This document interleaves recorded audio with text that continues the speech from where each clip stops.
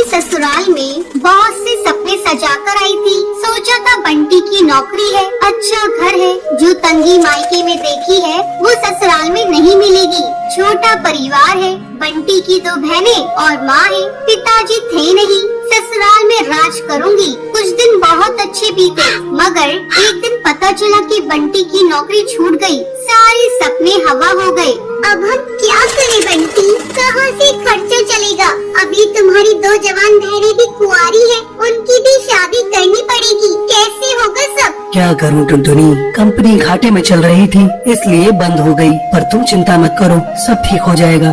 2 साल बीत गए मगर बंटी को कहीं काम नहीं मिला। जो जमा पूंजी थी उससे एक बहन की शादी कर दी। कुछ दिनों बाद टुनटुनी को एक बेटी हुई। टुनटुनी की चिंता और ज्यादा बढ़ने लगी। बंटी, अब हमारी बेटी हो गई है, अपनी इच्छाएं तो मैं मार भी लूं, पर बच्चे की जरूरतें वो तो पूरी करनी ही पड़ेगी ना। जानता हूँ, कोशिश कर तो रहा हूँ। और 1 साल बाद टुनटुनी ने एक और बेटी को जन्म दिया। बंटी की माँ बोली, बंटी, तेरी एक बहन की शादी तो हो गई, मगर बेटा अभी दूसरी भी है, उसका क्या होगा? माँ, ये घोंसला बेच देते हैं, कुछ दिन किराए पर रह लेंगे। मैं क्या करूँ, दिन रात कोशिश में लगा रहता हूँ, पर कहीं काम मिल ही नहीं रहा।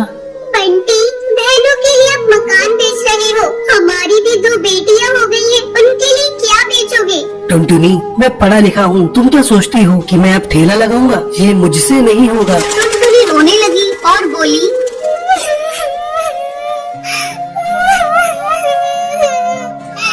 तो क्या मैं अपने बच्चों के लिए 10 रुपए की अनाज के लिए भी तरसती रहूं? दोनों बच्चियां दाने के लिए रोती रहती हैं, क्या पानी से उनका पेट भरती रहूं? जब तक कोई नौकरी नहीं मिलती तब तक तो कुछ कर ही सकते हो, या मुझे ही काम करना पड़ेगा? नहीं, हमारे घर की बहू बेटी बाहर काम नहीं करती। टुनटुनी बहुत दुखी रहने लगी। कुछ समय बाद घर बेचकर दूसरी बहन की शादी भी हो गई। अब तो रोज ही बंटी और टुनटुनी के बीच में लड़ाई रहने लगी। एक दिन बेरोजगारी से तंग आकर बंटी ने आत्महत्या कर ली। टुनटुनी के सारे सपने टूट गए।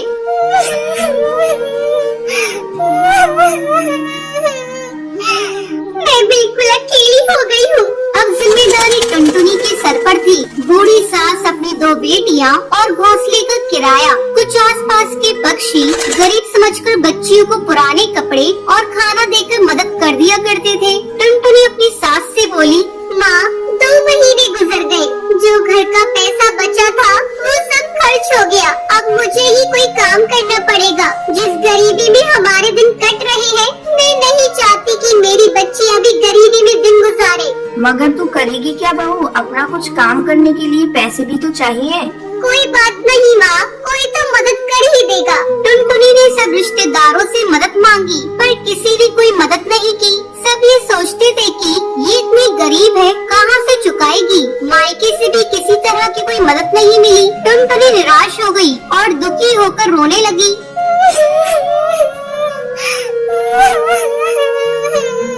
मैं अपने बच्चों को भूखा नहीं मरने दूंगी, कुछ ना कुछ करूंगी, पर इतने पैसों में क्या काम करूं?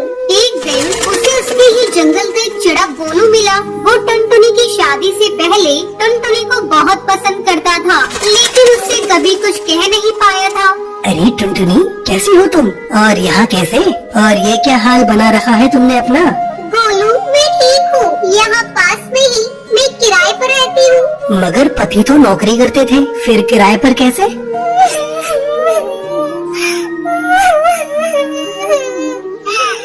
मेरे पति नहीं है, नौकरी छूट गई, घर बिक गया। बहुत गरीबी में दिन गुजार रही हूँ, कोई काम भी नहीं कर पा रही हूँ। मेरे पास केवल 1000 रुपए है, उसमें मुझे घर का खर्चा भी चलाना है और किराया भी देना है। मेरी सास बुजुर्ग है और मेरी 2 बेटियाँ भी है, कोई सहारा नहीं है, सबने साथ छोड़ दिया। कैसे कर पाऊंगी इतने कम पैसों में कोई काम?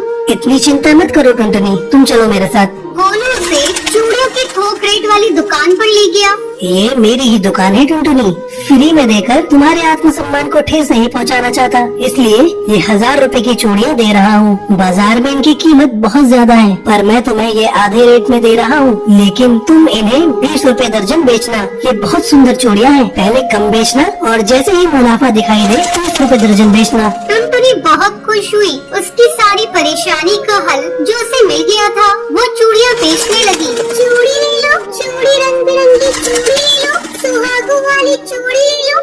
वो डाल डाल जाकर चूड़ियाँ बेचती और बीच बीच में आकर अपनी बेटियों को भी देख लेती। आसपास के पक्षी उसे गरीब समझकर मोल भाव भी नहीं करते।